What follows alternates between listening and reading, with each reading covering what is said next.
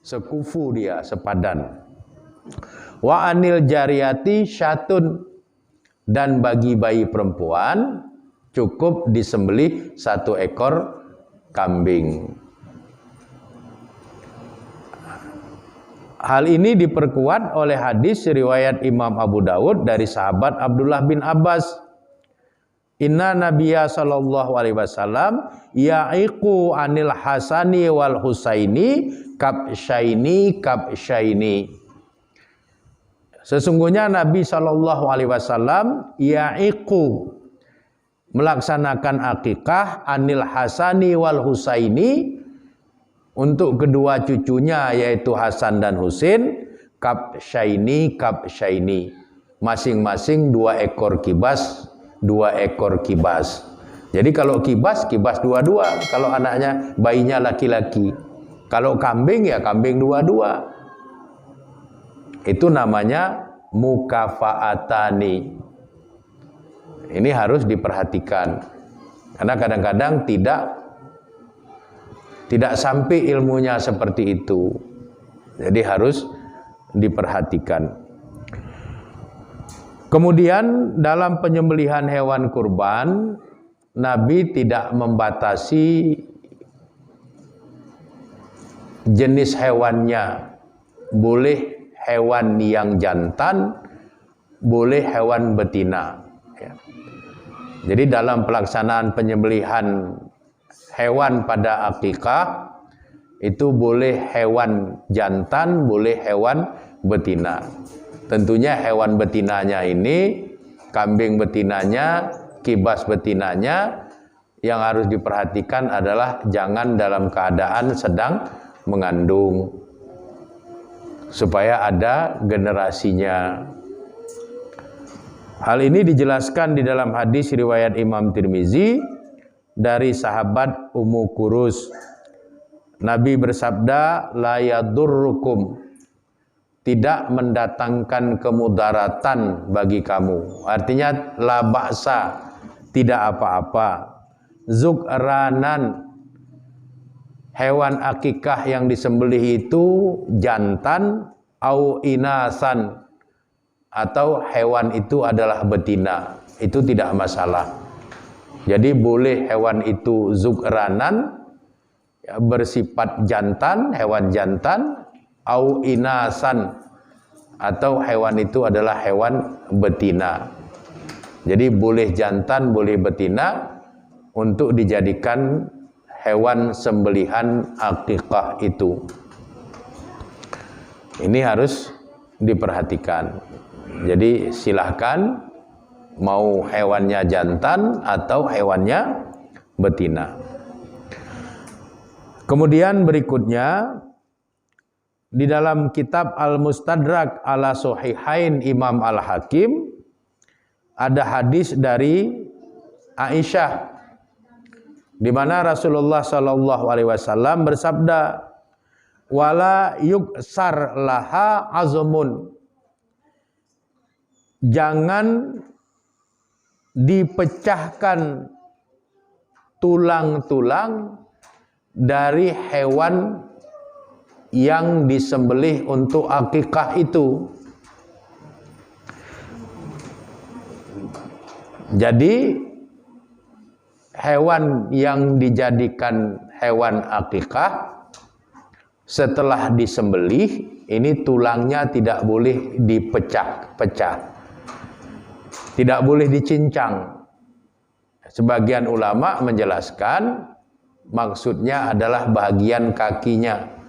Jadi cukup pada bahagian pergelangan kaki yang membatasi dengan kuku itu dipotong, kemudian bahagian lutut dipotong, lalu bahagian yang menempel dengan paha itu dilepas. Tidak boleh dicincang. Jadi satu kambing itu akan ada 2, 4, 6, 8 tulang. Kalau 2 kambing ada 16 tulang. Itu dimasak, tidak boleh dicincang, nanti dimakan, dibagi secara bersama-sama. Ini juga harus kita ketahui. Dalam pandangan Syafi'iyah dan Hanabilah, ulama-ulama yang bermazhab Syafi'i dan bermazhab Hambali itu memang betul-betul tidak membolehkan memecahkan tulang hewan akikah itu. Sedangkan mazhab Maliki, yaitu yang ikut kepada Imam Malik, membolehkan. Tapi hadis jelas melarang. Jadi kalau Bapak Ibu memotong hewan untuk keperluan akikah, maka tulang-tulangnya itu tidak boleh dipecah atau tidak boleh dicincang. Ya, buang saja pergelangan yang memisahkan antara kuku dengan tulang betis, kemudian potong pada persendian lutut dan bagian pangkal pahanya. Jadi itulah yang nanti dimasak. Tentunya disesuaikan dengan alat masaknya. Jadi kalau kita ya mungkin pakai dandang, mau di sopnya pakai dandang, supaya tulangnya itu bisa terebus semua, tidak dipecah-pecah, tidak dicincang. Kemudian bacaan pada saat penyembelihan hewan akikah itu, Allahumma minka wa ilaika aqiqatu fulan bismillahi wallahu akbar.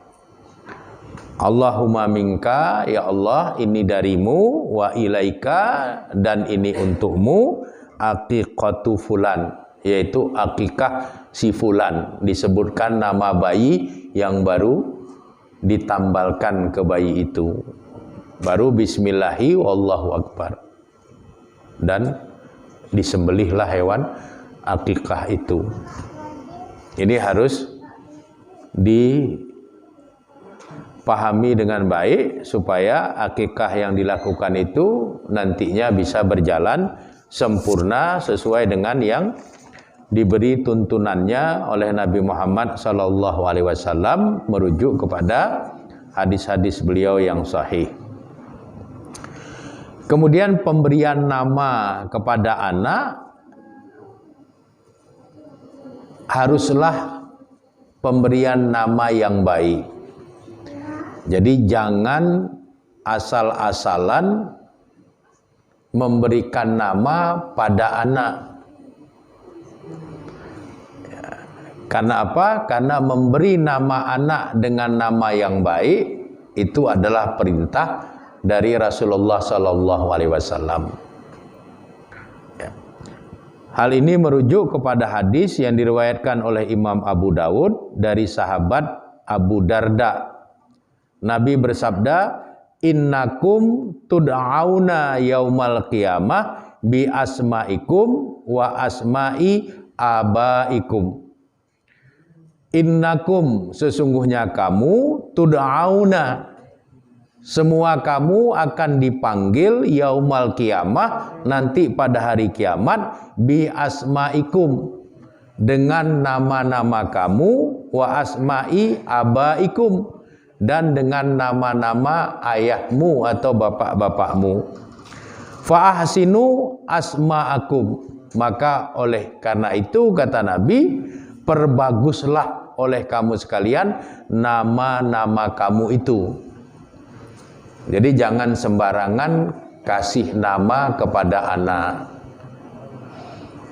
Ya. Kasih nama anak yang bagus, karena kata Nabi, nama itu adalah doa dan harapan kedua orang tua kepada si anak. Nama yang paling bagus menurut hadis yang diriwayatkan oleh Imam Muslim dari Abdullah bin Umar, yang lebih disukai oleh Allah itu adalah Abdullah dan Abdurrahman.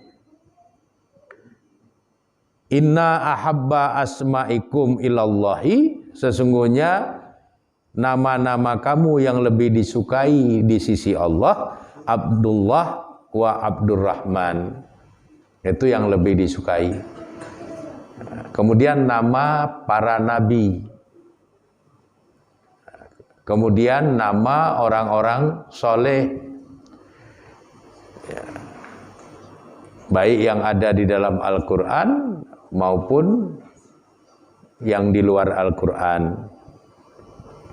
Jadi disuruh memberi nama yang baik, karena itu adalah doa dan harapan.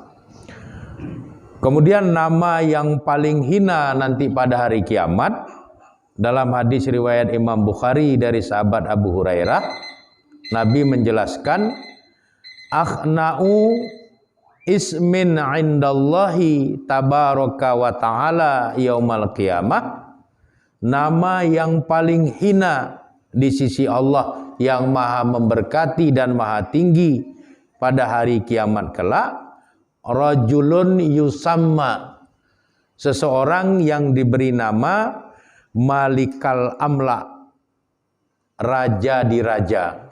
Itu akan menjadi orang yang paling hina nanti pada hari kiamat. Siapa yang pakai nama Malikal Amla, raja di raja. Jadi hati-hati dalam memberikan nama pada anak. Tidak boleh memberi nama makhluk dengan nama-nama Allah. Ya. Harus pakai kata Abdun. Nggak boleh Al-Qahar, tapi Abdul Qahar. Tidak boleh Ar-Rahman, Abdul Rahman. Tidak boleh Ar-Rahim, karena itu asma Allah, pakai Abdul Rahim. Dan jangan memberi nama anak nama-nama yang disematkan kepada berhala. Nama anak Lata, nama anak Uzza misalnya, nama anak Uzair. Itu nama-nama berhala. Tidak boleh memberi nama anak itu nama-nama berhala. Dan tidak boleh juga memberi nama anak itu adalah asma Allah. Harus digandeng dengan Abdun. Jadi orang tua harus berhati-hati dalam memberikan nama kepada anak. Kalau nama anak itu adalah sesuatu yang buruk, ini boleh dirubah. Karena banyak juga nama-nama sahabat yang oleh Nabi dirubah namanya.